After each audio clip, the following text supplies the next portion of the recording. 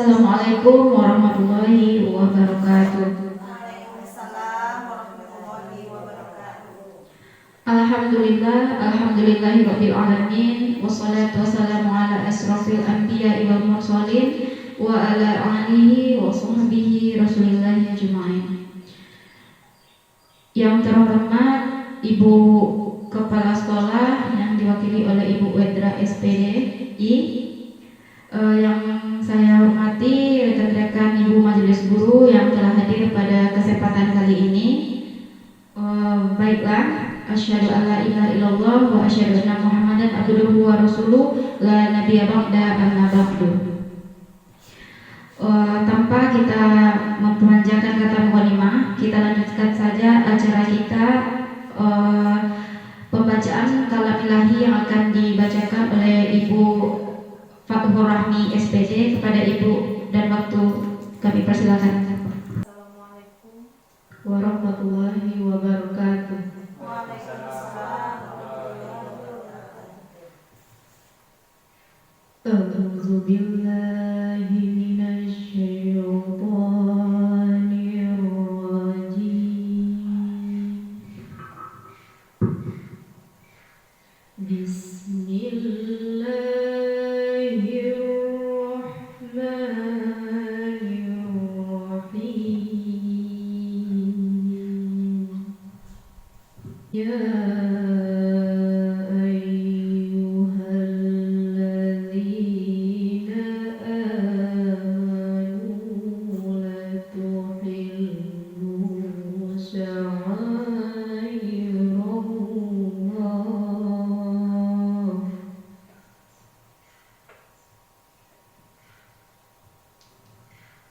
sya'airallahi wala syahrul haram walal hayya walal qalaa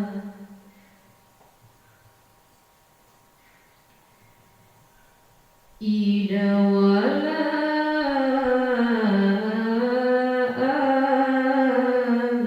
aminal baital haram yabtaguna fadlan min rabbihim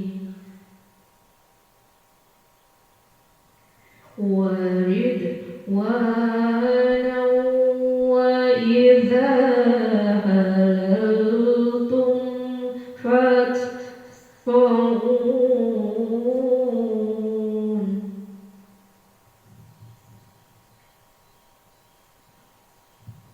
wa la yajrimannakum syana'anu qaumin an saddukum 'anil masjidil haram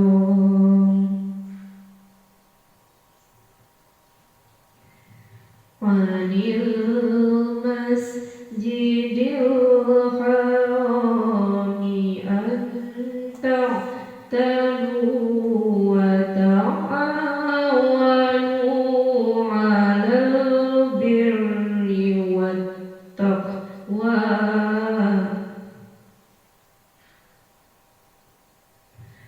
wa la ta'awanu 'alal itsmi wal 'udwani wattaqullah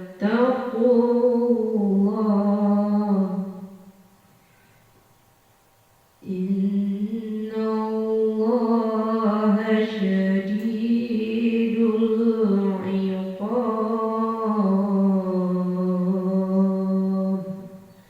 Shadaqallahul azim. Assalamualaikum warahmatullahi wabarakatuh. Waalaikumsalam warahmatullahi wabarakatuh. Terima kasih kita ucapkan kepada Ibu Rahmi tadi yang telah membacakan kalam ilahi di depan kita bersama. Semoga lancarlah acara kita sampai akhir hendaknya. Amin amin ya rabbal alamin. Acara selanjutnya menyanyikan lagu Indonesia Raya. Kepada Bapak dan Ibu disilahkan untuk berdiri.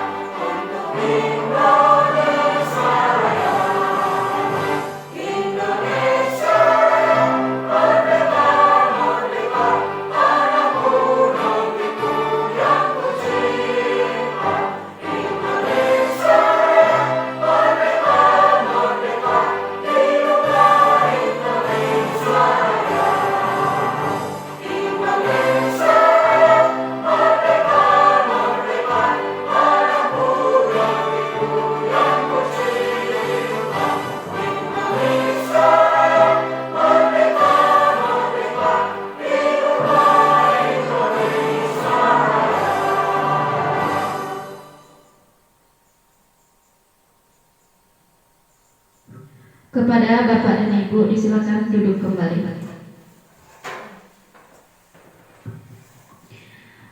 Acara kita selanjutnya yaitu kata sambutan dari Kepala Sekolah yang diwakili oleh Ibu Wedra SPDI. Kepada Ibu dipersilakan. Assalamualaikum warahmatullahi wabarakatuh. Bismillahirrahmanirrahim. Alhamdulillahirabbil alamin. Assalatu wassalamu ala asrafil anbiya'i wal mursalin wa ala alihi wa sahbihi rasulillahi ajma'in.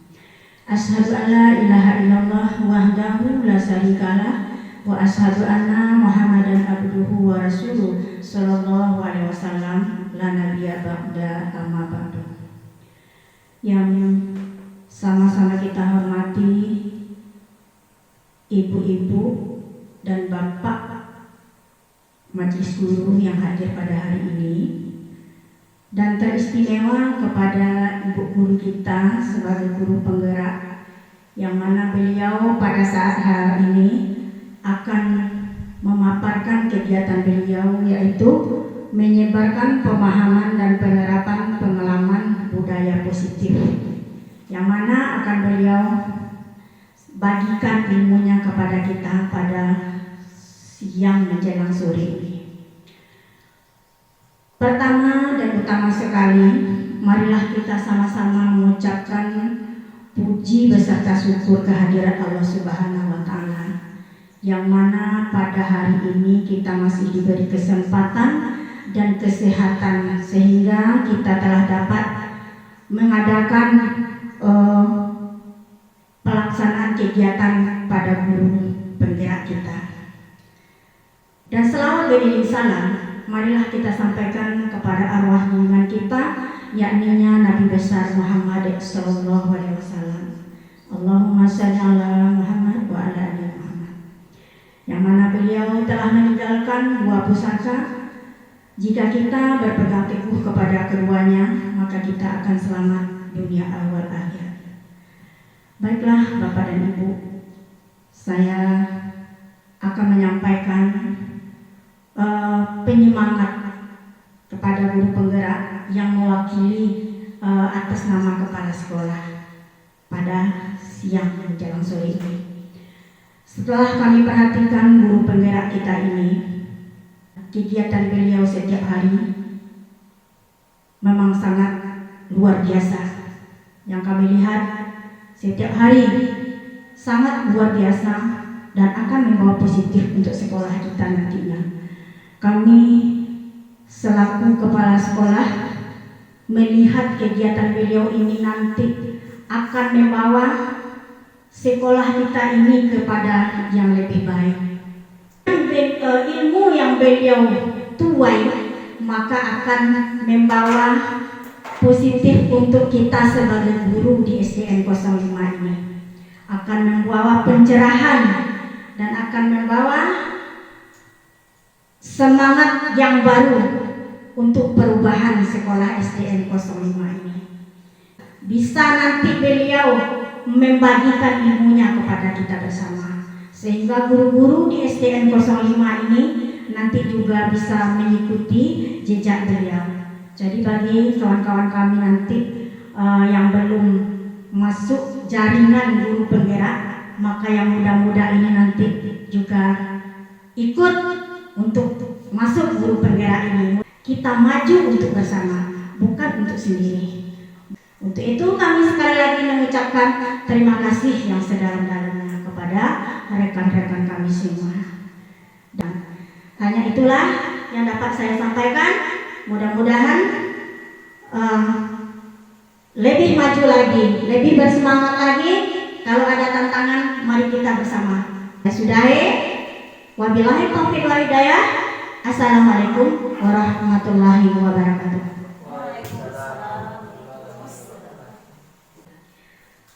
Acara selanjutnya yaitu presentasi modul 1.4 budaya positif oleh Ibu CGP kita angkatan 8, yaitu Ibu Anissa Sultri Alda, tentang menyebarkan pemahaman dan penerapan pengalaman budaya positif.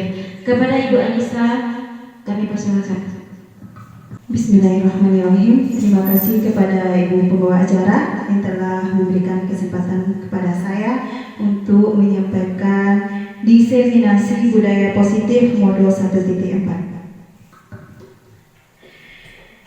Sarapan pagi dengan ketupat, pakai teh panas enak rasanya. Salam semangat Bapak Ibu guru hebat.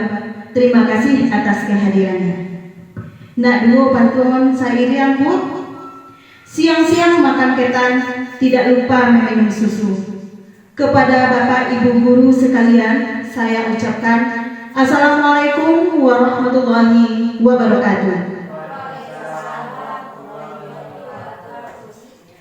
Yang terhormat Ibu Kepala UPT SDN 05 Sungai Jambu, yang kami hormati Bapak dan Ibu pendidik dan tenaga kependidikan UPT SDN 05 Sungai Jambu, hadirin yang berbahagia. Sebelumnya saya ingin mengucapkan terima kasih banyak atas kesediaan dan kesempatan Bapak dan Ibu untuk bisa mengikuti kegiatan diseminasi budaya positif yang saya laksanakan pada hari ini.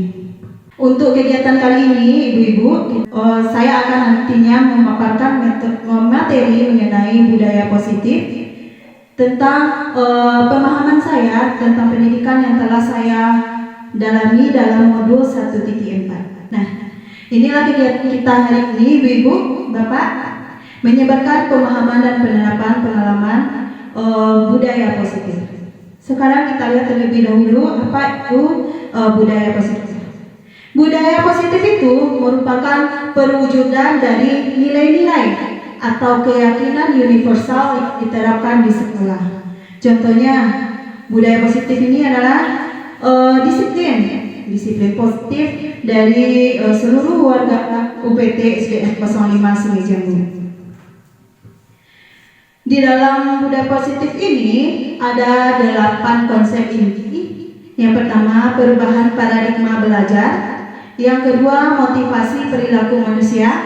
Yang ketiga, ada namanya disiplin positif. Selanjutnya, posisi kontrol kita sebagai seorang guru. Ada lagi nilai-nilai kebajikan, keyakinan kelas, kebutuhan dasar manusia, dan segitiga restitusi. Kedelapan poin inilah nantinya yang akan kita bahas pada kesempatan kali ini. Saya lanjutkan. Kita lihat terlebih dahulu mengenai pembelajaran dengan paradigma baru. Hal ini sejalan dengan pendidikan yang telah dicanangkan oleh pemerintah kita, bahwa kurikulum kita ganti dari kurikulum 2013 menjadi kurikulum merdeka. Jadi, pada pembelajaran dengan paradigma baru ini merupakan pembelajaran yang dirancang berdasarkan prinsip pembelajaran berdiferensiasi, sehingga para peserta didik belajar sesuai kebutuhannya berdasarkan tahap perkembangan sesuai teori psikologi modern untuk mewujudkan profil pelajar Pancasila. Jadi tujuannya pembelajaran paradigma baru ini sama dengan tujuan dari kurikulum merdeka yang sedang kita jalani pada saat hari ini, yaitu mewujudkan profil pelajar Pancasila. Ada 6 profil pelajar Pancasila: beriman bertakwa kepada Tuhan Yang Maha Esa dan berakhlak mulia, berkebinekaan global, bergotong royong, kreatif, bernalar kritis, mandiri. Nah, inilah yang diharapkan pada pembelajaran dengan paradigma baru ini, yaitu mencapai ke-6 profil pelajar Pancasila, sehingga murid yang ada di sekolah kita bisa memiliki karakter yang sesuai dengan nilai-nilai Pancasila. Selanjutnya tentang miskonsepsi tentang teori kontrol. Sebelumnya mungkin ada pemahaman yang keliru untuk kita, bahwa kita menganggap bahwa ilusi guru itu mengontrol murid. Selama ini kita berpikir bahwa kita sebagai guru bisa mengontrol murid. Ada lagi ilusi bahwa kritik dan membuat rasa bersalah mampu menguatkan karakter. Yang ketiga yaitu ilusi bahwa semua penguatan positif, efektif, dan bermanfaat. Contohnya di sini penguatan positifnya adalah pemberian penghargaan. Sebelumnya kita di sekolah, ibu-ibu, sering memberikan berupa penghargaan kepada siswa. Jadi di sini kalau dilihat pemberian penghargaan itu tidak efektif dan bermanfaat untuk membangun motivasi intrinsik dari murid tersebut. Selanjutnya ada lagi miskonsepsi, yaitu ilusi bahwa orang dewasa ini berhak memaksa. Misalnya anak didik kita tidak suka dalam bidang kesenian, tetapi kita paksakan dia hanya suka dalam olahraga. Jadi pembelajaran pada paradigma baru ini, kita harus menyesuaikan pembelajaran kepada murid itu dengan kebutuhannya. Kalau mereka minatnya ke sini, berarti kita harus memberikan kebutuhan pembelajaran mereka sesuai dengan kebutuhannya. Inilah perubahan paradigma stimulus respon ke pendekatan teori kontrol. Pada stimulus respon, kita menganggap bahwa kebutuhan kita itu sama. Sebenarnya kebutuhan kita dan anak didik kita pun berbeda. Pada teori kontrol, kebutuhan kita itu berbeda. Pada stimulus respon, semua orang melihat hal yang sama. Sama-sama melihat satu tujuan. Sebenarnya, pada teori kontrol, setiap orang itu memiliki gambaran yang berbeda. Selanjutnya lagi, perbedaan yang ketiga, kita mencoba mengubah orang agar berpandangan sama dengan kita. Jadi pada teori kontrol hal itu tidak lagi kita gunakan. Jadi pada teori kontrol kita berusaha memahami pandangan orang lain terhadap dunia. Pastilah pandangan kita antara yang satunya dengan yang lainnya kan berbeda-beda. Selanjutnya lagi, perilaku buruk dilihat sebagai suatu kesalahan. Namun semua perilaku itu memiliki tujuan. Selanjutnya, Bapak dan Ibu, orang lain bisa mengontrol saya. Itu pemahaman pada stimulus respon. Tetapi pada teori kontrol ini, hanya Anda yang bisa mengontrol diri Anda sendiri. Selanjutnya, saya bisa mengontrol orang lain. Pada hakikatnya, kita tidak bisa mengontrol orang lain. Pada stimulus respon ada juga yang mengatakan paradigmanya, pemaksaan ada pada saat bujukan gagal. Tetapi pada teori kontrol ini, kolaborasi dan konsensus menciptakan pilihan-pilihan baru. Nah, itulah perbedaan antara paradigma stimulus respon ke pendekatan teori kontrol. Sekarang kita lihat lagi Ibu-ibu, yaitu tentang disiplin positif. Disiplin ini berasal dari kata disiplina yang artinya belajar. Disiplin mengacu pada disiplin diri yang memiliki tanggung jawab terhadap apa yang dilakukannya berdasarkan nilai-nilai yang diyakini. Nah, disiplin positif merupakan salah satu cara penerapan disiplin yang bertujuan untuk menumbuhkan kesadaran serta memberdayakan peserta didik tanpa imbalan penghargaan atau reward, ancaman, atau hukuman. Jadi dalam menciptakan disiplin positif ini, kita tidak bisa lagi menumbuhkan kesadaran peserta didik itu dengan memberikan penghargaan atau reward. Apabila kita terbiasa memberikan reward dan penghargaan kepada anak atau semacam hukuman, yang akan muncul pada diri anak itu hanya motivasi secara eksternal. Jadi motivasi internal anak ini tidak muncul kesadaran dari anak. Jadi tujuan kita sebagai pendidik adalah menciptakan murid yang memiliki disiplin diri sehingga mereka berperilaku mengacu kepada nilai-nilai kebajikan universal dan memiliki motivasi intrinsik dalam perubahan perilaku ke arah yang lebih baik. Selanjutnya Bapak dan Ibu, yaitu tentang nilai-nilai kebajikan. Nilai kebajikan ini maksudnya adalah nilai yang kita sepakati bersama lepas dari suku bangsa, agama, bahasa maupun latar belakangnya. Ini contoh nilai kebajikan institusi atau organisasi. Yang pertama yaitu profil pelajar Pancasila. Nilai kebajikan yang ada pada profil pelajar Pancasila ini adalah beriman dan bertakwa pada Tuhan Yang Maha Esa dan berakhlak mulia, berkebinekaan global, gotong royong, mandiri, kreatif dan bernalar kritis. Selanjutnya menurut Ibu Primary Years Program PYP, ada beberapa nilai kebajikan institusi itu. Yang pertama toleransi, rasa hormat, integritas, mandiri, menghargai, antusias, empati, keingintahuan, kreativitas, kerjasama, percaya diri, dan komitmen. Selanjutnya lagi ada contoh nilai kebajikan institusi ini berdasarkan keterampilan hidup atau life skill, yaitu dapat dipercaya, lurus hati, pendengar yang aktif, tidak merendahkan orang lain, dan memberikan yang terbaik dari dirinya. Inilah 3 contoh nilai kebajikan institusi atau organisasi. Mungkin pada saat ini di sekolah kita berfokus pada penguatan profil pelajar Pancasila. Selanjutnya kita lihat tentang kebutuhan dasar manusia. Jadi manusia ini memiliki kebutuhan-kebutuhannya masing-masing. Yang seperti yang saya katakan tadi bahwa kebutuhan setiap orang itu berbeda.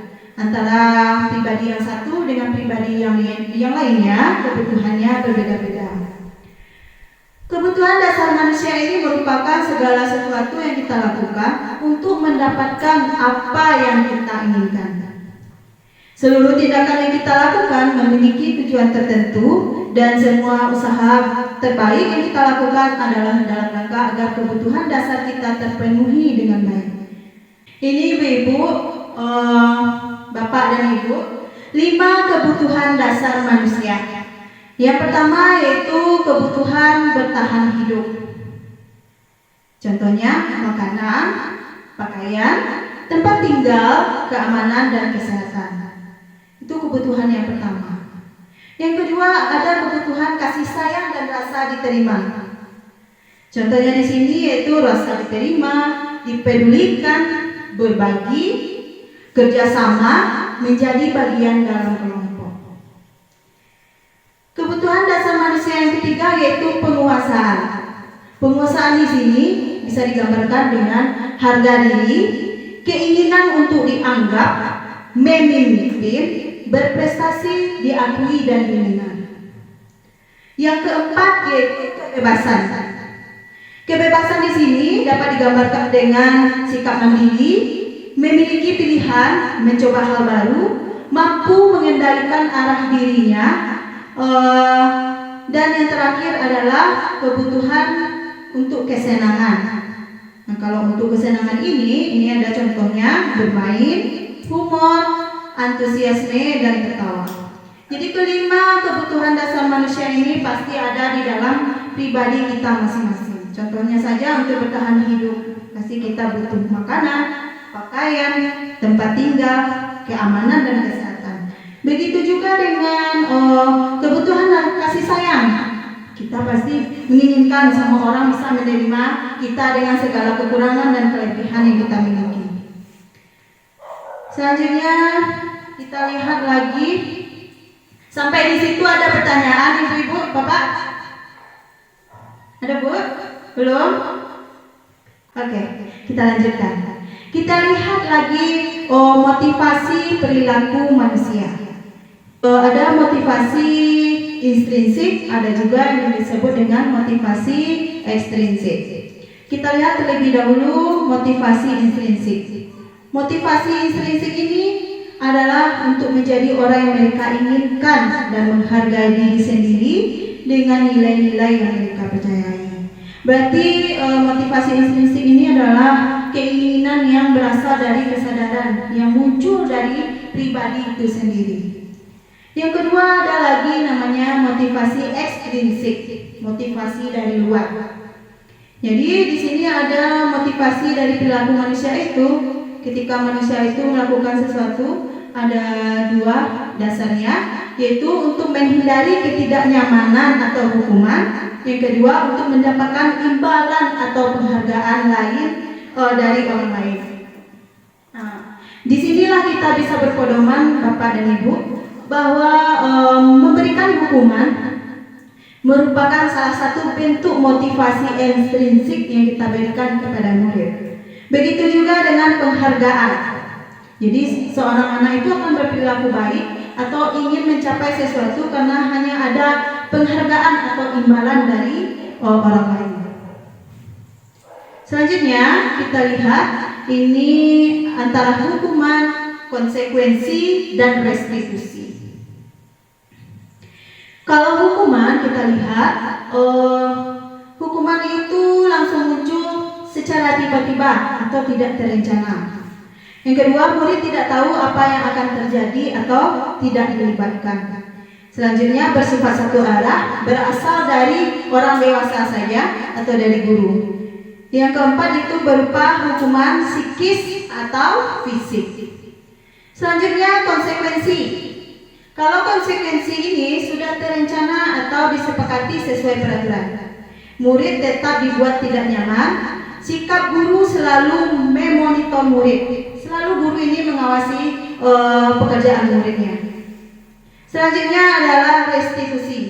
Restitusi inilah yang sangat diperlukan dalam paradigma baru dalam pembelajaran kita di sekolah, yaitu proses menciptakan kondisi bagi murid untuk memperbaiki kesalahan. Selanjutnya proses kolaboratif yang mengajarkan murid untuk mencari solusi sendiri. Sebelum kita lanjutkan, mari kita melakukan sedikit ice breaking terlebih dahulu untuk menghangatkan suasana. Dimohon kepada Bapak dan Ibu untuk berdiri.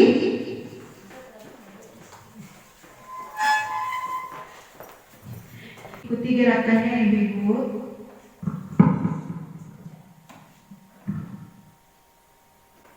Ini juga bisa dijadikan sebagai ice breaking kita di dalam kelas nantinya.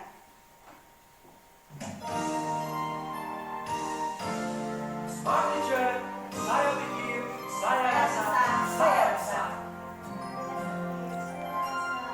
Tangan ke atas menggapai bintang, tangan ke samping burung yang terbang.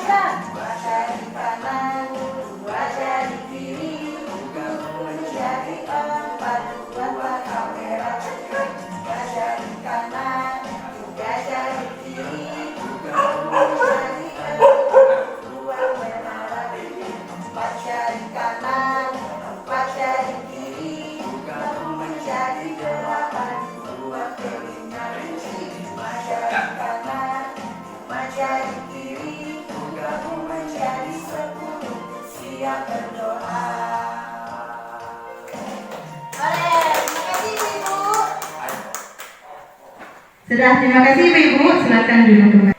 Nah, kita lanjutkan ya, Bapak Ibu. Sudah segar kembali? Sekarang kita lihat lagi.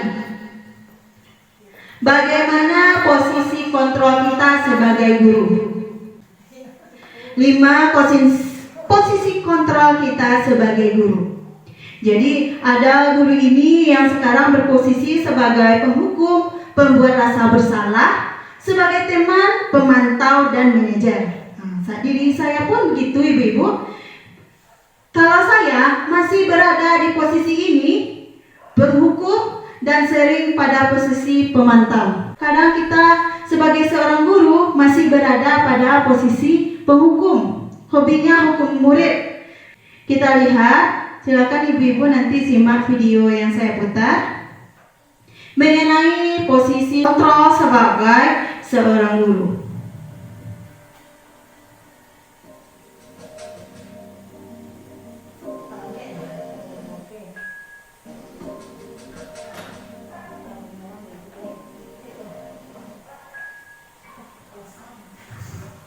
Sini kamu. Selamat pagi, Bu. Selalu terlambat. Kamu deh, pasti terlambat. Maaf, Bu. Saya Apa? Apa coba? Alasan kamu apa lagi? Kapan sih kamu tidak terlambat? Malas sekali ya kamu jadi anak. saya Dasar pemalas. Gak kapok-kapok sih kamu. Sudah berapa kali terlambat? Sana, kamu keliling lapangan basket 2 kali. kenapa saya harus keliling lapangan basket, Bu? Kenapa? Kamu melawan ibu. Berani-beraninya jawab. Sudah terlambat, masih berani jawab pula. Sekarang, keliling lapangan basket 5 kali sekalian. Biar kapok. Cepat. Pergi sana ke lapangan basket. Posisi penghukum biasanya berbicara dengan nada tinggi, menghardik, menunjuk-nunjuk, menyakiti, dan menyindir. Hukuman bisa berupa fisik maupun psikis. Ibu dan Bapak guru hebat.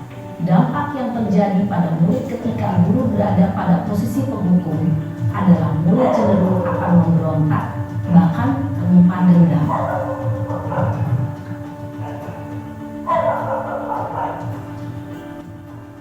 Nah, kita lihat selanjutnya yaitu posisi sebagai pembuat merasa bersalah. Kalau yang tadi yang sudah kita lihat adalah posisi guru sebagai penghukum. Jadi memang murid itu tidak diberi kesempatan untuk menyampaikan alasan kenapa dia terlambat. Pada video ini adalah cerita antara si Naren dan ibu gurunya. Jadi ibu gurunya ini sedang dalam posisi sebagai penghukum. Si Naren terlambat. Nah, jadi ibu guru langsung marah dan menghukum Naren untuk lari keliling lapangan. Itu yang posisi yang pertama ya Bapak dan Ibu. Kita lihat posisi membuat merasa bersalah.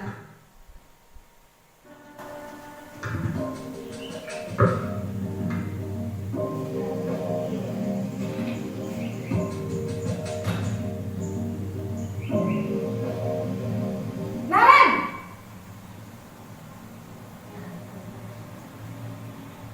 Selamat pagi, Bu. Naren.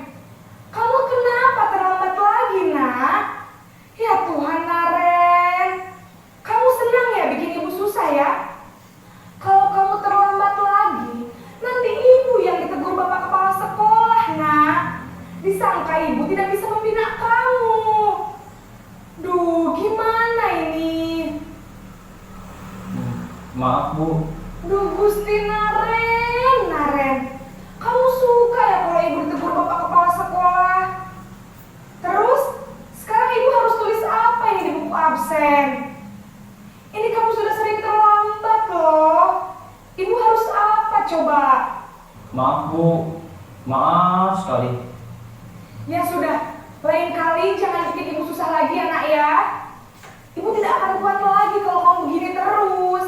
Bisa jantungan kalau ibu ditegur bapak kepala sekolah. Sana cepat ke kelas. Maaf ya, Bu. Maaf sekali. Posisi pembuat rasa bersalah berbicara dengan nada tenang, cenderung lembut. Namun kata-kata yang diutarakan membuat murid merasa menjadi orang yang gagal, memandang buruk dirinya sendiri, merasa tidak berharga, dan tidak sanggup membahagiakan orang lain. Ketika guru mengambil posisi pembuat rasa bersalah, murid akan menganggap dirinya yang bersalah dan ia akan menyimpan emosi negatif tersebut di dalam dirinya. Itu posisi yang kedua, Bapak dan Ibu. Posisi guru sebagai pembuat merasa bersalah. Jadi di sini gurunya memang marah, tetapi dengan nada yang lebih lembut, seolah-olah menyalahkan murid saja. Nanti ibu mau buat apa kepada kepala sekolah? Jadi anaknya merasa, oh saya sudah gagal nih membuat ibu gurunya senang. Jadi sehingga itu akan mematahkan semangat dari si anak yang tadinya dia berpikiran positif atau memiliki nilai-nilai positif, menjadi merasa seperti menjadi seorang yang gagal. Itu yang posisi yang kedua. Kita lanjutkan ke posisi yang ketiga.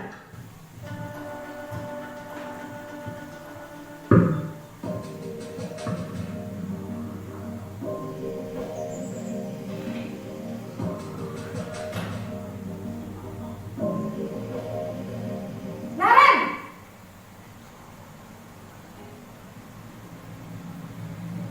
Selamat pagi, Bu. wah, sudah jam berapa ini, Nak? Terlambat lagi ya, sayang. Iya, Bu. Habis ibu saya lupa membangunkan saya, Bu. Kamu malah menyalahkan ibu kamu. Kamu bukannya anak yang larinya paling kencang. Kok terlambat sih? Iya, Bu. Saya memang terlambat bangun tadi. Jadi, biarpun saya lari kencang, tetap gak kekejar, Bu. Ya sudah sana. Nanti lain kali larinya lebih kencang lagi ya. Biar gak terlambat lagi. Bikin seneng ibu. Demi ibu. Bisa kan? Bisa lah, Bu. Ya sudah sana masuk kelas. Ibu beresin urusan absen kamu. Kamu ini ada-ada saja. Dalam posisi teman, guru berbicara dengan nada suara ramah, akrab, cenderung bersenda gurau untuk menjaga suasana tetap santai. Murid akan merasa senang, aman, dan akrab dengan guru. Identitas yang tercipta adalah identitas sukses atau berhasil. Namun, perlu diingat, karena ini masih dorongan eksternal, maka ada faktor ketergantungan dari murid kepada orang tertentu. Di sini guru absennya, sehingga di lain waktu murid bisa berperilaku baik, namun hanya kepada orang-orang tertentu saja. Nah, itu posisi yang ketiga, Bapak dan Ibu, yaitu posisi kita sebagai guru yang menganggap murid itu sebagai teman. Boleh kita menggunakan kata sayang. Kalau di sini posisinya yaitu mengajak anak bersenda gurau. Nanti ibu beresin ya absennya. Jadi seolah-olah anak ini mendapatkan penguatan dari guru tersebut, sehingga nantinya apabila dia terlambat, nggak masalah. Nanti ibu itu juga akan membantu absen saya. Jadi hanya muncul motivasi dari luar diri anak itu tersebut. Dan cenderung ini merupakan posisi yang menyebabkan murid itu tergantung pada satu orang. Misalnya saya yang menjadi memiliki posisi kontrol sebagai teman. Nanti anak itu hanya menghargai apa yang saya katakan saja. Nanti dia tidak akan menghargai guru-guru yang lainnya. Itu yang dinamakan dengan posisi kontrol sebagai teman. Kita lihat posisi kontrol selanjutnya, yaitu sebagai pemantau atau monitor.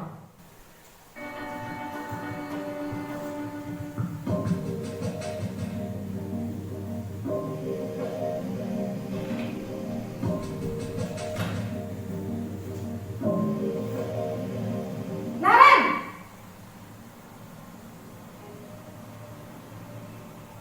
Selamat pagi, Bu. Naren, apa peraturan sekolah kita tentang jam berapa kita harus masuk sekolah, Nak? Kita harus di sekolah jam 7, Bu. Iya betul, sekarang sudah jam 7.20. Naren sudah tahu konsekuensinya jika terlambat hadir. Paham Bu, saya harus tinggal kelas pas jam istirahat selama 20 menit. Iya benar, konsekuensinya demikian. Jadi nanti jam 9.30 pas istirahat, kamu harus tinggal di kelas, kerjakan tugas tambahan untuk ketertinggalan kamu, ya? Baik Bu.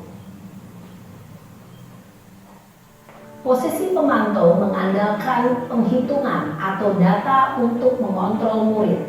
Guru mengarahkan murid berdasarkan peraturan dan konsekuensi. Seorang pemantau menunjukkan bahasa tubuh dan ekspresi wajah yang datar dan cenderung formal. Ini posisi keempat posisi kontrol kita sebagai seorang guru, yaitu posisi sebagai pemantau atau monitor. Jadi nanti apabila murid kita melakukan kesalahan, kita akan menghubungkan antara kesalahan yang dilakukan oleh murid dengan kesepakatan atau konsekuensi yang ada di sekolah kita. Jadi posisi sebagai pemantau ini kalau dibandingkan dengan 3 posisi sebelumnya, bisa dikatakan posisi pemantau ini sudah lebih baik dari ketiga posisi tadi. Jadi namun di sini pada posisi pemantau kita tidak membentuk kemandirian dari siswa. Jadi masih tidak sepenuhnya mandiri dilakukan oleh siswa. Masih ada dorongan dari konsekuensi atau kesepakatan yang telah disepakati. Kita lihat posisi kontrol yang terakhir.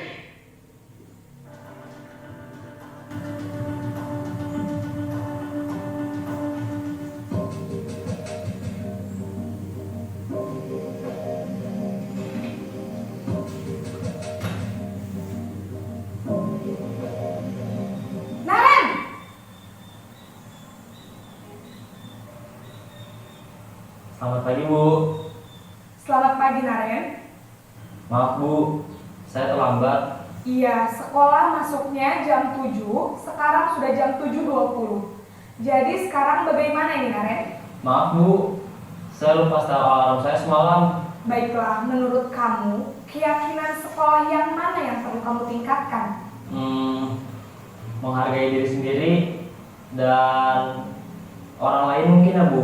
Setuju. Jadi, apakah Naren meyakini prinsip saling menghormati tersebut? Iya Bu, saya meyakininya. Apakah Naren bersedia memperbaiki masalah keterlambatan ini? Bersedia Bu. Bagaimana kamu akan memperbaiki masalah keterlambatan ini? Saya akan coba untuk tidak lupa menyetel alarm saya Bu. Baik, kalau Naren lupa menyetel alarm di rumah, ada orang yang kira-kira bisa bantu mengingatkan tidak? Ada Bu, kakak saya, Kak Emma. Ada lagi selain Kak Emma? Selain Kak Emma, ada ibu saya. Baik, jadi yang mengingatkan Naren adalah Kak Emma dan ibu kamu ya? Kira-kira akan mulai setel alarm kapan nih Naren? Setelah pulang sekolah, akan segera saya lakukan. Baik, jadi Naren akan setel alarm untuk bangun besok pagi dan akan diingatkan oleh kakak dan ibunda Naren ya. Ada lagi yang mungkin perlu dilakukan Naren agar tidak terlambat bangun lagi?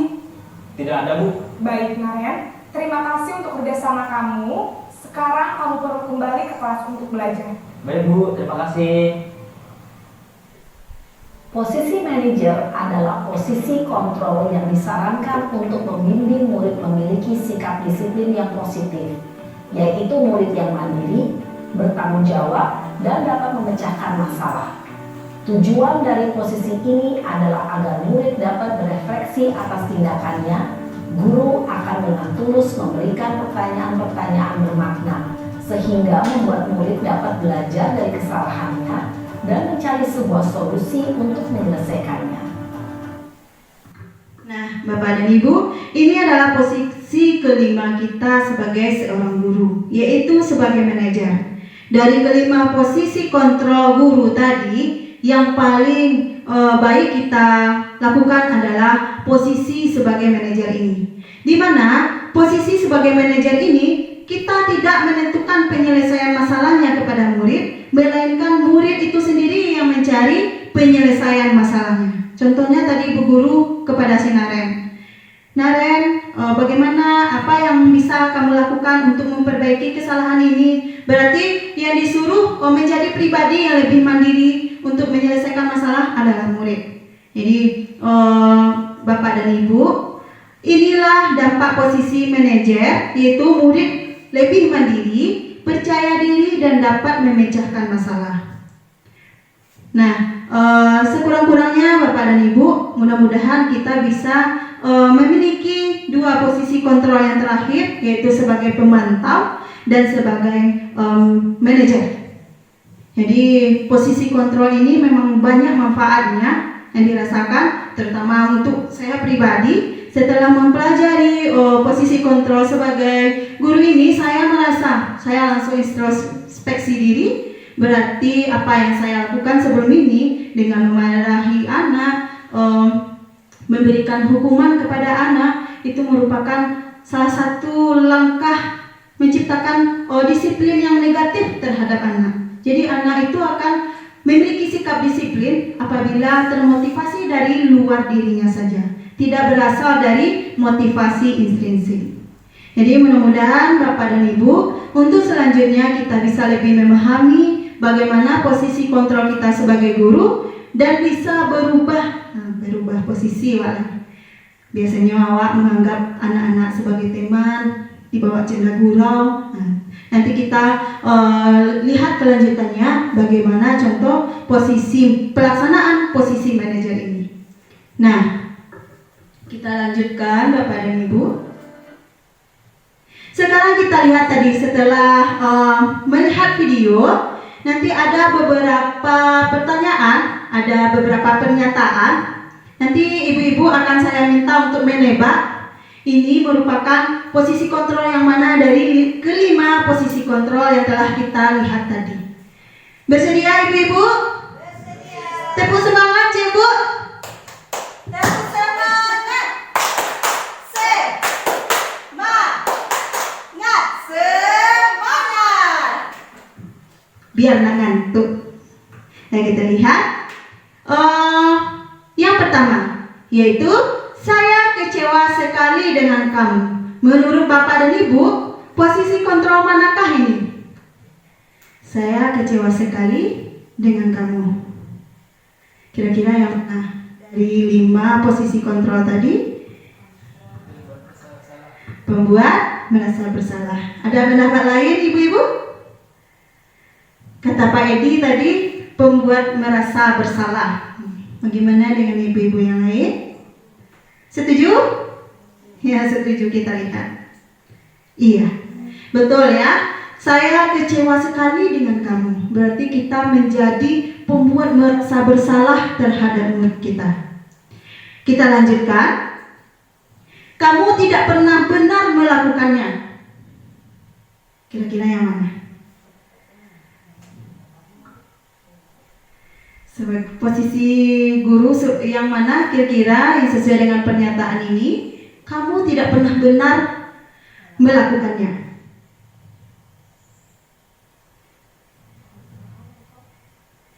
Kira-kira pernyataan kamu tidak pernah membuat benar melakukannya, berarti yang mana? Penghukum, Bu? Oke, kita lihat ya. Iya, benar. Tepuk tangan untuk ibu-ibu dan bapak-bapak. Kita lihat lagi selanjutnya, pernyataan selanjutnya. Apa rencanamu untuk menyelesaikan masalah ini? Yang terakhir, apa itu Bu? Iya, posisi kontrol sebagai manajer. Kita lihat. Iya, bagus, benar sekali ya. Kita lanjutkan. Kamu tidak pernah mendapat nilai jika tidak mengerjakan tugas. Kira-kira yang mana?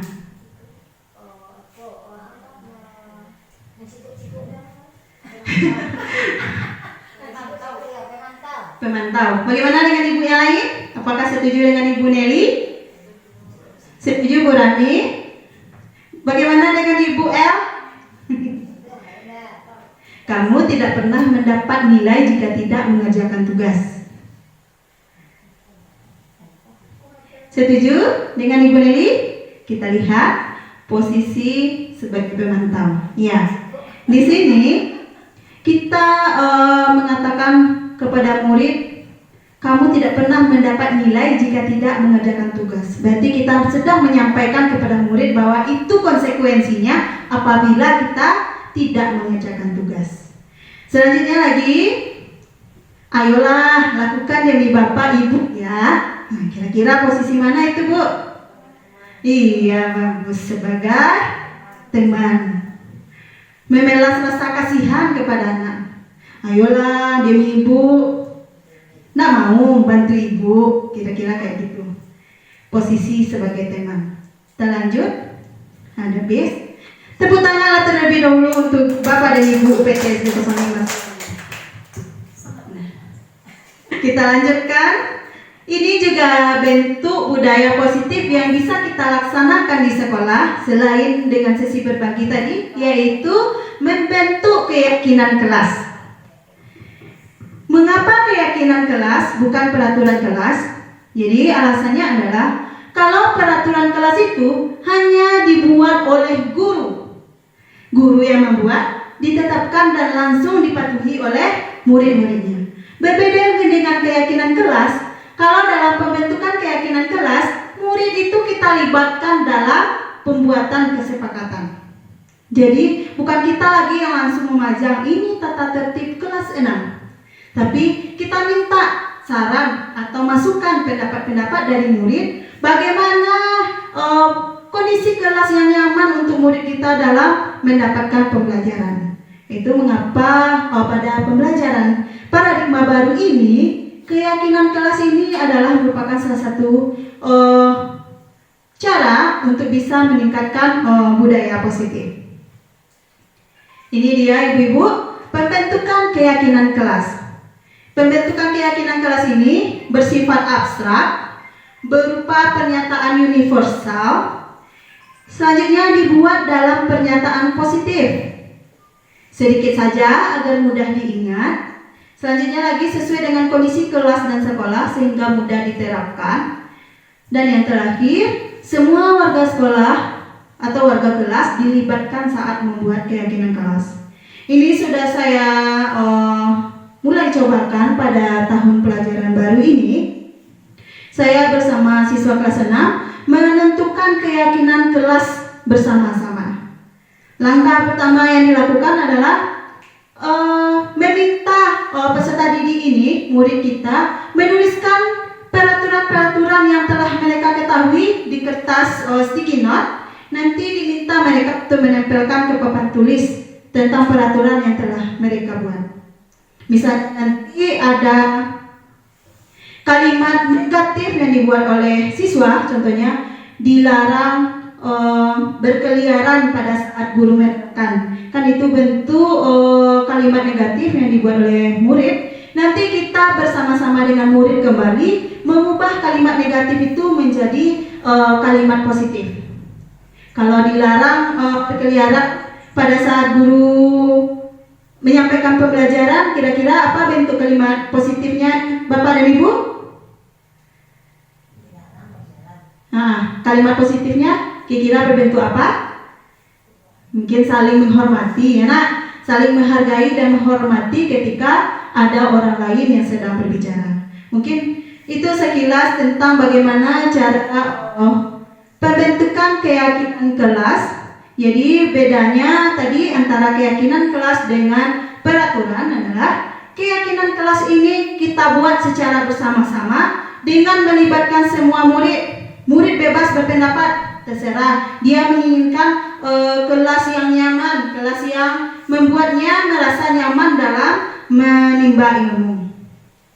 Nah, ini contoh yang kedua dalam budaya positif di sekolah. Yang ketiga adalah segitiga restitusi.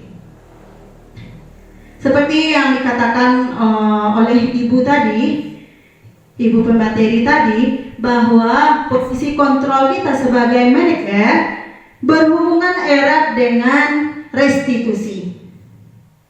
Jadi restitusi ini merupakan suatu proses dialog yang dijalankan oleh guru agar dapat menghasilkan murid yang mandiri dan bertanggung jawab. Jadi masalah tuh ketika seorang anak memiliki masalah, kita sebagai guru bukan pemberi solusi lagi, tetapi memunculkan ide-ide dari anak bagaimana mereka bisa menyelesaikan masalah yang mereka hadapi. Dalam segitiga restitusi ada 3 jenis atau 3 tahapan yang dapat kita lakukan. Yang pertama adalah menstabilkan identitas. Menstabilkan identitas ini contohnya anak punya masalah, baru selesai emosi. Jadi untuk menstabilkan dirinya supaya anak ini tidak marah lagi, emosinya bisa berkurang, inilah tugas kita sebagai seorang guru. Bisa dengan menggunakan kata-kata membuat kesalahan itu hal yang wajar. Setiap manusia pasti memiliki kesalahan. Bisa dengan seperti itu kata-katanya, Bu. Selanjutnya lagi adalah validasi tindakan yang salah. Baru setelah menstabilkan identitas, kita memvalidasi tindakan yang salah dari anak tersebut. Sebenarnya apa yang terjadi tadi? Kenapa kamu marah-marah? Baru kita tanya apa kesalahannya. Dan yang ketiga yaitu menanyakan keyakinan. Ini berhubungan dengan keyakinan kelas yang telah kita bentuk tadi. Tadi kita membentuk keyakinan kelas saling menghormati. Jadi apabila anak yang bermasalah, kita tanyakan, menurut kamu apa yang kamu lakukan ini sudah sesuai dengan keyakinan kelas yang kita buat. Jadi kalau keyakinan kelas itu memang datangnya dari murid, mereka akan dengan mudah mengingat. Jadi apa yang akan mereka kerjakan itu, mereka akan tahu, oh ini keyakinan kelas yang saya buat kemarin. Gitu. Kita lanjutkan, ini tadi langkah-langkahnya, Bu. Yang pertama, menstabilkan identitas. Ini berdasarkan prinsip membuat kesalahan adalah bagian dari proses pembelajaran. Manusia itu pasti ada salahnya, kan? Ini adalah kata-katanya yang bisa kita gunakan untuk menstabilkan identitas siswa pada saat mereka emosi atau membuat kesalahan. Berbuat salah itu wajar. Tidak ada manusia yang sempurna.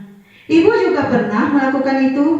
Ibu tidak mau mencari siapa yang salah, tapi ibu ingin mencari solusi dari permasalahan ini. Selanjutnya, kamu berhak merasa begitu. Langkah yang kedua yaitu validasi tindakan yang salah. Jadi dalam validasi tindakan yang salah ini berdasarkan prinsip setiap perilaku berupaya memenuhi suatu kebutuhan tertentu. Tadi berapa kebutuhan dasar manusia, Bu? Bapak dan Ibu? Berapa kebutuhan dasar kita sebagai manusia? Ada 5 ya.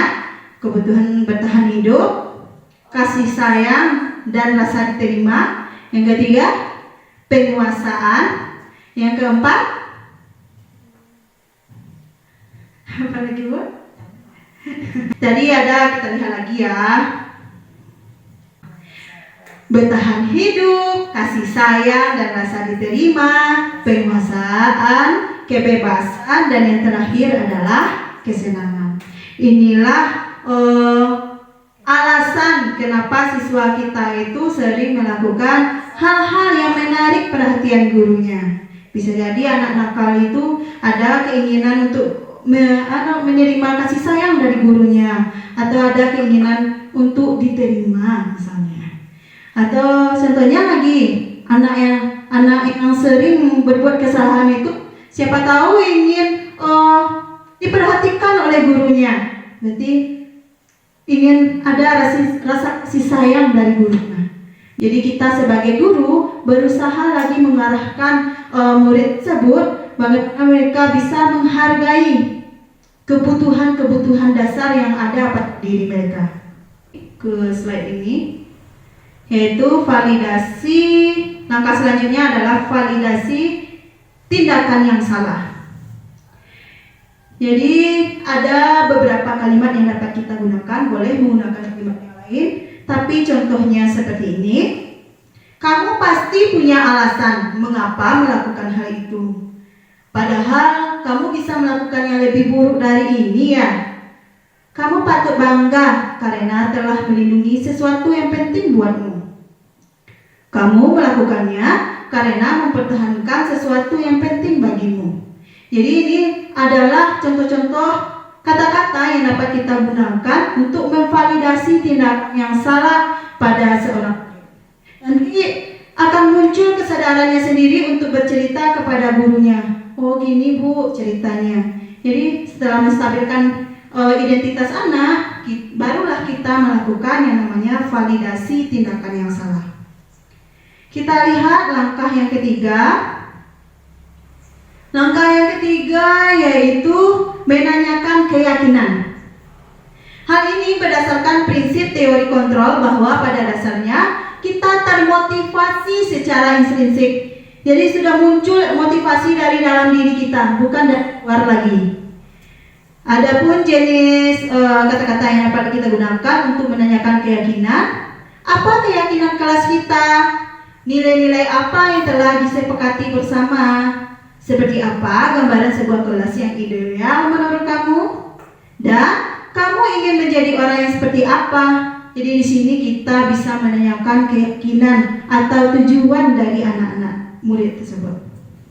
Ini ada lagi video tentang pelaksanaan segitiga restitusi. Mungkin video ini belum sempurna Bapak dan Ibu, karena video ini merupakan salah satu pemenuhan tugas saya pada LMS demonstrasi kontekstual. Saya mencobakan langkah-langkah yang sudah ada pada segitiga restitusi untuk menyelesaikan skenario permasalahan yang terjadi pada siswa.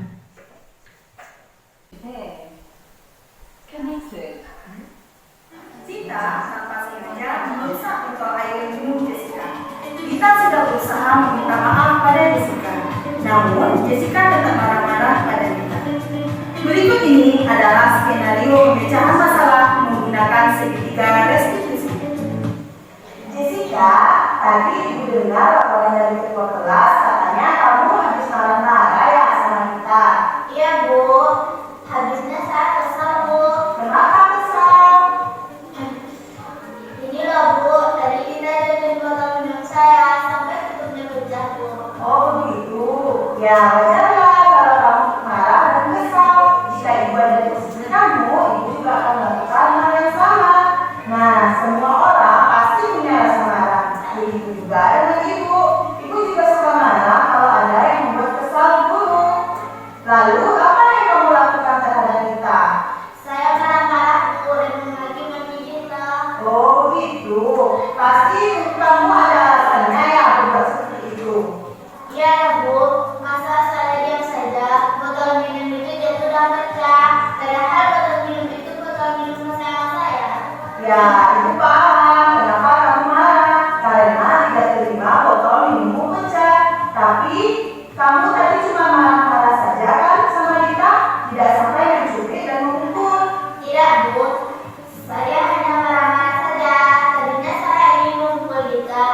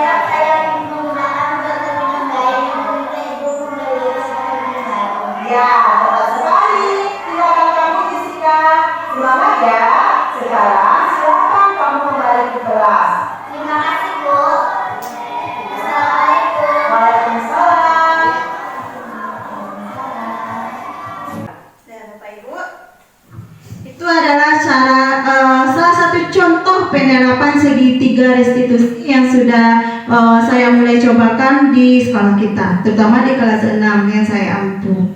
Jadi di sini pertama langkah yang saya gunakan adalah menstabilkan identitas. Tadinya si Jessica lagi marah-marah, masih emosi, masih kesal. Jadi saya menyatakan bahwa manusia itu pasti memiliki rasa emosi. Setiap orang itu pasti pernah marah gitu.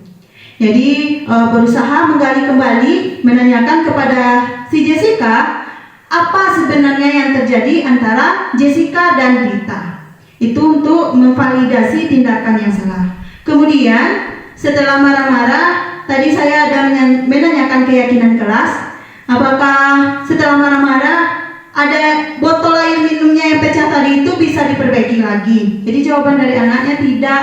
Jadi apa lagi solusi dari permasalahan Jessica dan Dita? Jadi saya berusaha menanyakan aja kepada Jessica, dan Jessica sendirilah yang akan mencarikan solusi dari pemecahan masalah yang dia hadapi. Begitu kira-kira Bapak dan Ibu, contoh penerapan segitiga restitusi dalam penyelesaian masalah anak di kelas dan sekolah kita.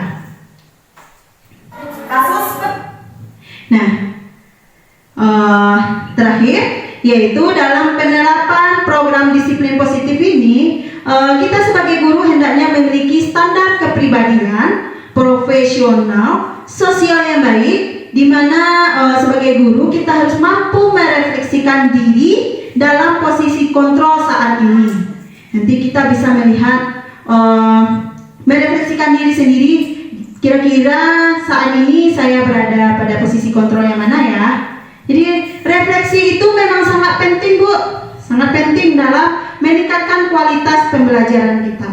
Boleh refleksi terhadap diri sendiri, atau refleksi bisa juga kita lakukan dengan meminta umpan balik dari rekan sejawat kita. Kita harus bisa merefleksikan diri dan menerima masukan dan saran dari rekan-rekan guru. Nah,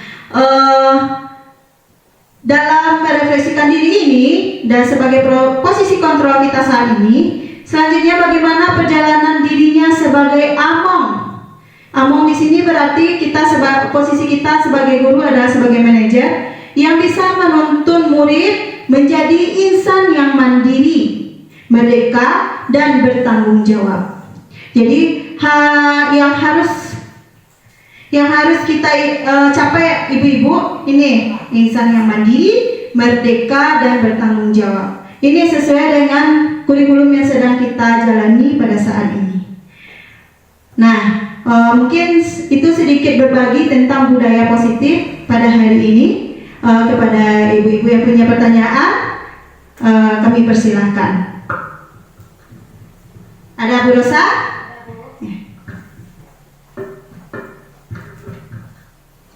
Baiklah, terima kasih atas kesempatan yang diberikan kepada saya.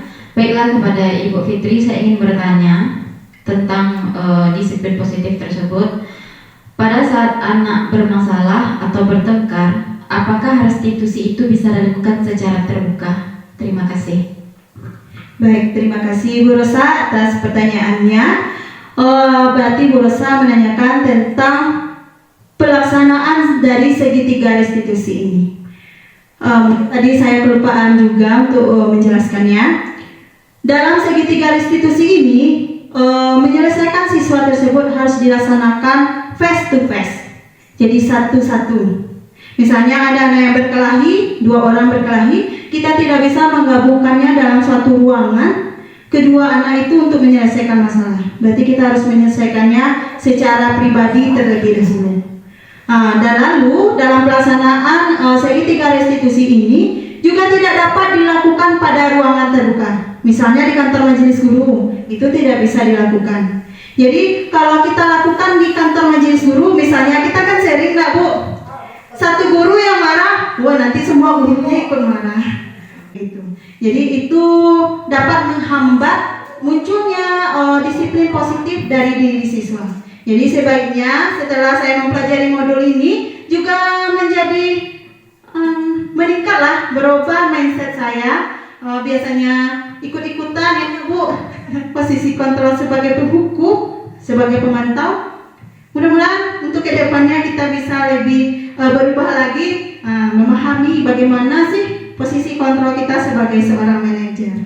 Jadi Bu Rosa, untuk pelaksanaan restitusi kita harus melakukannya di ruangan tertutup. Kalau di SMP, SMA bisa jadilah ada ruang BK-nya. Kalau kita bisa jadi kita memanfaatkan pustaka, kan di sana juga ada meja dan kursi. Kita bawa anak ke sana, kita tanya baik-baik seperti contoh yang saya lakukan tadi.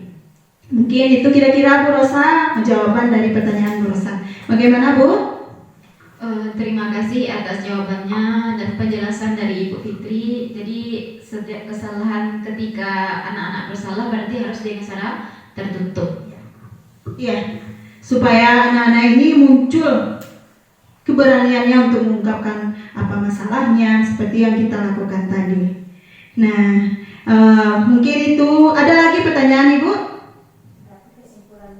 Nah, kesimpulannya bahwa dalam pembelajaran paradigma baru ini, kita sebagai seorang guru ini juga harus mendasarkan pada kebutuhan murid. Sekarang kita kan di dalam pembelajaran kita juga harus melaksanakan namanya pembelajaran berdiferensiasi.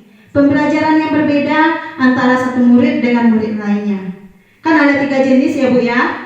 Jenis-jenis murid kita, gaya belajar anak itu berbeda-beda.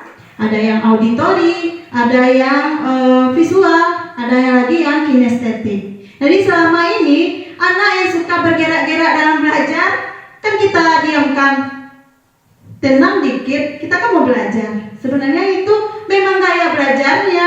Ada yang kumpul meja sedang belajar. Berarti anak ini untuk mengantisipasi pembelajaran untuk anak kinestetik ini, kita bisa memberikan tugas kelompok misalnya, yang bisa membuat poster atau menggunting-gunting, kan anak itu bekerja. Jadi pembelajaran yang mereka hadapi bisa berjalan dengan baik. Begitu. Kalau ada anak audio hanya mendengar penjelasan dari guru ini, biar bisa paham langsung. Begitu juga dengan anak audiovisual, harus dengar, harus melihat. Nah, itu yang perlunya penyampaian budaya positif ini di sekolah Bapak dan Ibu, supaya kita bisa menciptakan disiplin positif di sekolah kita. Nah, mungkin itu penyampaian sisi berbagi istilah Ibu, bukan ada maksud untuk menggurui atau mengajari, hanya berbagi ilmu yang saya dapatkan dalam mengikuti pendidikan guru penggerak. Nah, kali ini dalam budaya positif. Mungkin untuk selanjutnya masih ada lagi kegiatan yang akan kita lakukan dalam sesi berbagi ini. Sekali lagi saya mengucapkan terima kasih banyak atas kesediaan dan kesempatan dari ibu-ibu untuk mengikuti kegiatan ini dan selalu mendukung dan mensupport saya, sehingga sampai saat ini saya masih bertahan menjalani pendidikan guru penggerak. Terima kasih Bapak dan Ibu. Mohon maaf atas segala kekurangan. Billahi taufik wal hidayah. Wassalamualaikum warahmatullahi wabarakatuh. Kami serahkan kepada Ibu Pembawa acara. Terima kasih kepada Ibu Anissa Fitri Alda tadi yang telah banyak menyampaikan ilmu kepada kita semua, dan dari ilmu yang dapat kita pelajari ini semoga bisa kita terapkan dalam diri kita dan kepada anak-anak kita nantinya. Itulah acara dari kita, dari Ibu Anissa Fitri Alda. Mohon maaf atas segala kekurangan. Assalamualaikum warahmatullahi wabarakatuh. Assalamualaikum warahmatullahi wabarakatuh. Perkenalkan, nama saya Amrina Rasyada SPD, guru kelas 5 di UPT SDN 05 Sungai Jambu. Baiklah, saya sebagai rekan kerja akan menanggapi dari presentasi yang telah disampaikan oleh Ibu Anissa Fitri Alda SPD, calon guru penggerak angkatan 8. Kali ini materi yang disampaikan oleh Ibu Fitri tentang diseminasi budaya positif. yang dimana budaya positif ini sangat berpengaruh di dalam kelas atau di sekolah itu sendiri, terutama di UPT SDN 05 Sungai Jambu.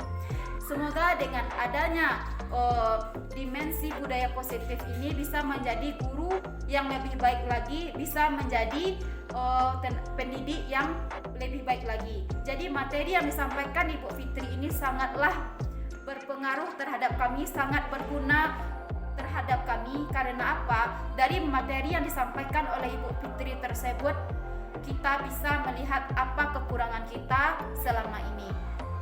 Itu saja dari saya. Mohon maaf atas segala kekurangan. Assalamualaikum warahmatullahi wabarakatuh.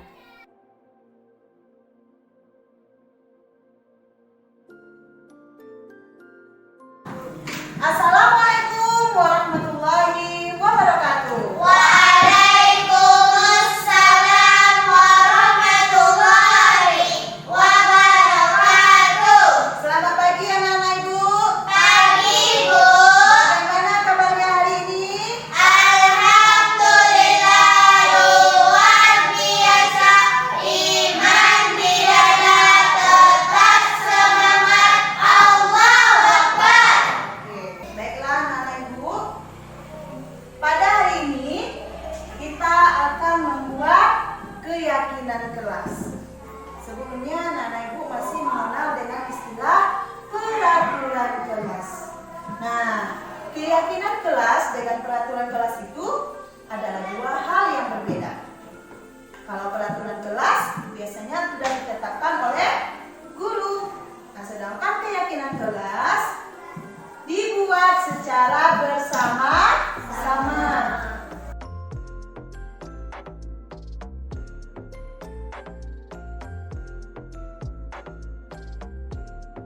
Nanti anak-anak Ibu akan Ibu minta untuk menuliskan masing-masing dua butir peraturan kelas yang sudah kalian ketahui.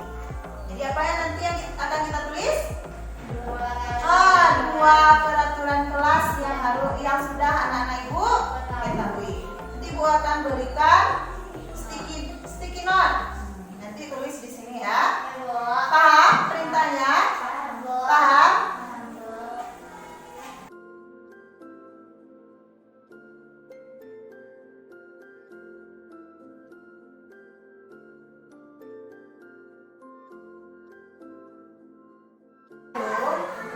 Sudah Fajar?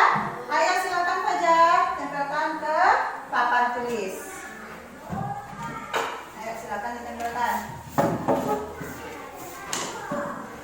Ya.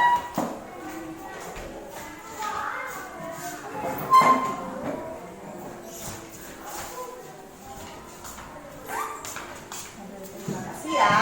Kita dulu kembali. Oke, anak-anak Ibu sudah berhasil menentukan 8 peraturan kelas yang anak-anak Ibu ketahui. Ibu bacakan ya. Yang pertama yaitu tidak berkeliaran saat jam pelajaran. Yang kedua, menghormati atau menghargai orang yang sedang berbicara. Selanjutnya, membuat tugas tepat waktu. Yang kedua, datang ke sekolah tepat waktu. Selanjutnya lagi, melaksanakan piket kelas. Tidak membuang sampah sembarangan. Rajin datang ke sekolah. Mengucapkan salam ketika ditolong. Bagus ya peraturannya. Sekarang kita lihat lagi. Ada peraturan ini yang bentuknya kalimat positif. Ada juga kalimat negatif yang nilainya negatif. Nah, sekarang kita lihat satu-satu. Tidak berkeliaran saat jam pelajaran. Itu kalimat positif atau negatif? Positif. Tidak berkeliaran saat jam pelajaran. Negatif. Iya, berarti yang nomor 1 kalimat negatif.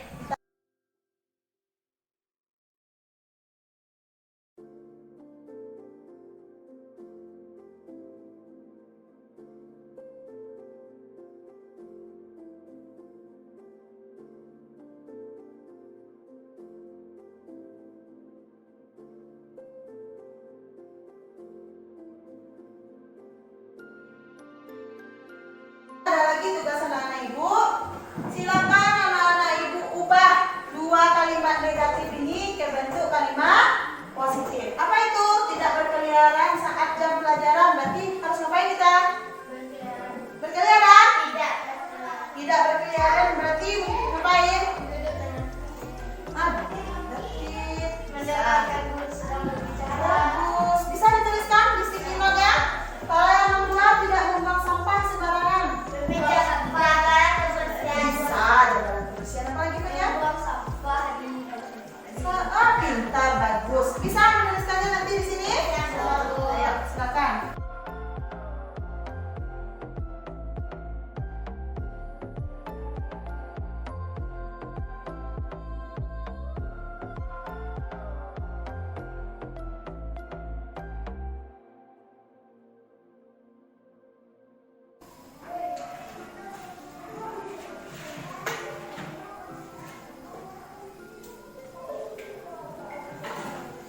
Oke, silakan bagi yang sudah selesai, silakan tempel di papan tulis di bawah ini.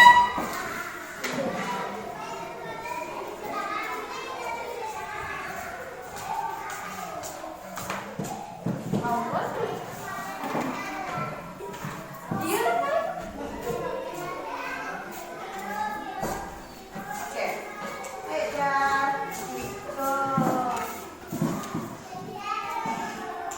Iya, bagus, sudah selesai ya. Nah, sebelum kita lanjutkan, kita kasih dulu tepuk DBS. Masih ingat caranya? Ayo, tepuk DBS. You are the best. We are the best. Yes, yes, yes. Oke, bentar ya, sudah bisa mengungkapkan pendapat anak-anak ibu masing-masing. Sekarang kita lihat, mengubah kalimat negatif menjadi kalimat positif. Dulu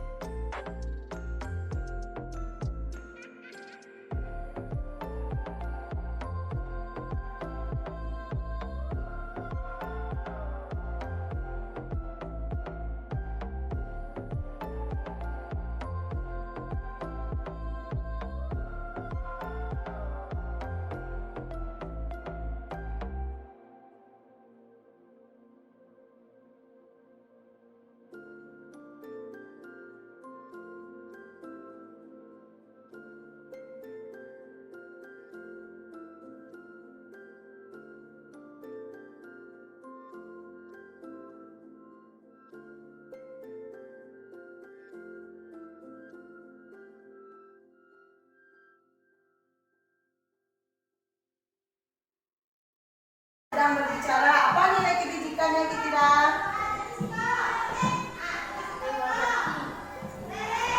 Apa Fajar? Apa Fajar? Saling Saling menghargai. saling menghargai ya. Saling menghargai dan menghormati. Boleh. Yang kedua lagi. Membuat tugas tepat waktu. Apa itu? Disiplin. Disiplin bisa apa lagi? Disiplin waktu. Disiplin waktu. Disiplin waktu. Oke.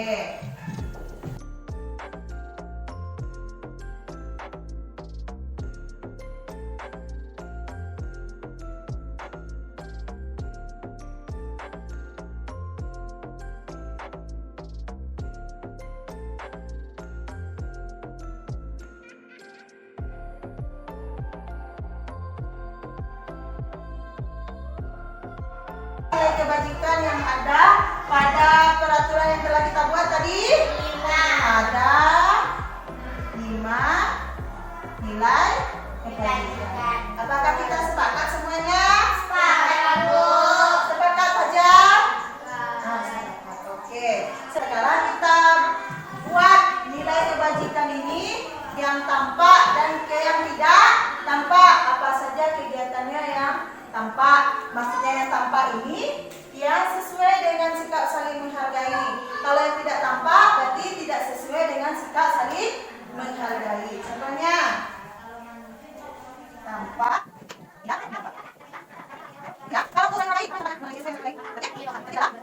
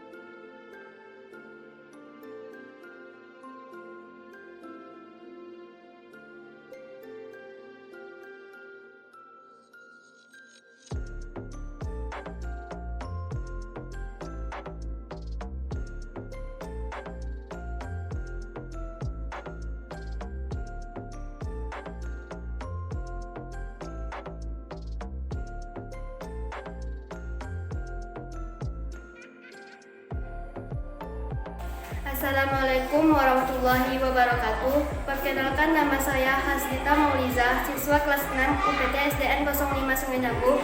Saya sangat senang, tapi tadi kami sudah membuat keyakinan kelas.